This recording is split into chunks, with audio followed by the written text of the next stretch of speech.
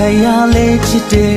အချစ်ဆိုတာရဲ့ရယူမှုမမဟုတ်ပဲချစ်ရဲ့မကျင်နာစိမ့်မိမိကွယ်ရင်နာစွာပေးဆက်ရှင်နေမယ်မပိုင်ဆိုင်ရလေချစ်တယ်အချစ်ဆိုတာရဲ့ရယူမှုမမဟုတ်ပဲချစ်ရဲ့မကျင်နာစိမ့်မိမိကွယ်ရင်နာစွာပေးဆက်ရှင်နေမယ်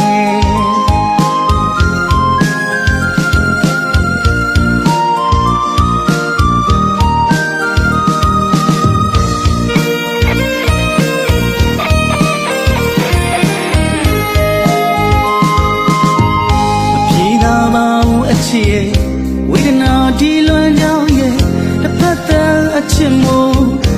ရစပီလာကွာလီယူရတိန်ကရိမ့်တဲ့လူကစားရခဲ့သူရာ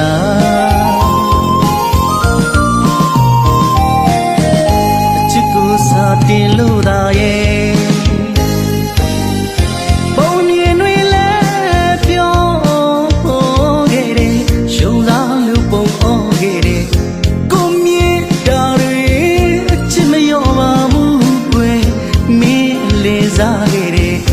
ဒီလူမလေးအသေးနဲ့ပါမီရဲ့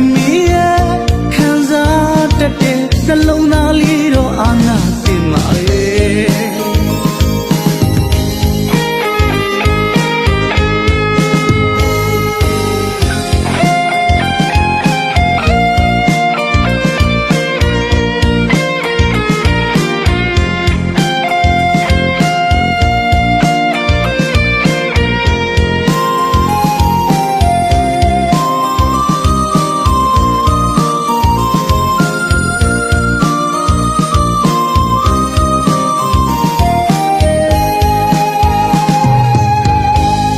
ဆိုင်ရလေချစ်တယ်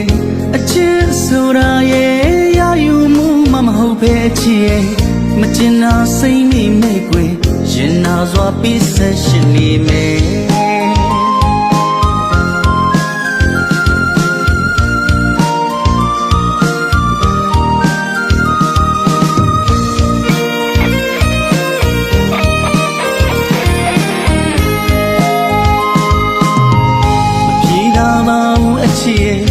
ဝေဒနာဒီလွန်ကြောင်းရဲ့တစ်ဖက်တည်းအချစ်မို့ရစပီလာကွာလီယူရတိန်က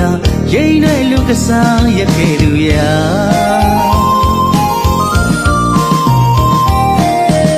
အချစ်ကိုစားတင်လို့သာရဲ့